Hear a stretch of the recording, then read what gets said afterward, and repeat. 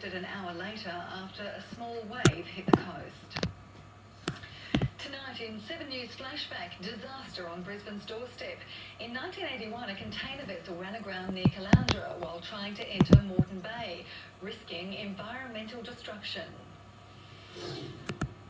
Here is an urgent report from 4BK News. The 16,500-tonne cargo vessel, the Anro Asia, has run aground off Caloundra on Queensland's Sunshine Coast. The Anro Asia hit rock off the northern tip of Brisbane Island.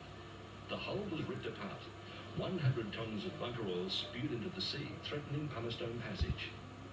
Booms initially contained the oil, but they sank and the pollution reached Brisbane. Eventually, surf dispersed it.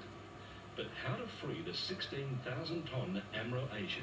We're planning to move a lot of the cargo ashore. Negotiations are underway with the Air Force to use, hopefully, the big Chinook helicopters. The salvage operation that followed attracted people from across the Sunshine Coast. 2 Chinooks worked in tandem, carefully lifting the containers weighing up to 7 tonnes and flying them to the shore.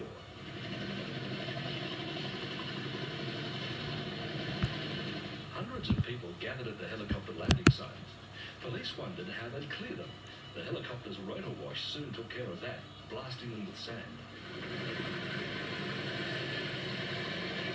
For hours, the Chinooks lightened the ship's load. But even after 25 years, time has not lifted the burden from the pilot who was in charge of the vessel. A serious mess of bringing that ship into port, yes. Most definitely. I had to suffer for it ever since, if you like. On that fateful night, Gary Ruo says he was seriously distracted by the ship's captain, who was more interested in looking at Calandra's lights and kept interrupting him. I definitely mistook one light for the other and then carried on. The ship carried on, and to everybody's horror, mine included, ended up on Brisbane Island. I missed that buoy and carried on, and with this other red light, mistook that for the buoy and ended up on the tip of Brisbane Island. The Chinooks successfully lightened the ship's load. 3 tugs pulled the vessel out to sea on high tide. Gary says his mistake is unlikely to ever be repeated. Crews on large vessels now work together and check each other's decisions. And they're backed up by satellite, sonar and radar. And that beacon at Caloundra is now much more visible. The Anro Asia has now been scrapped.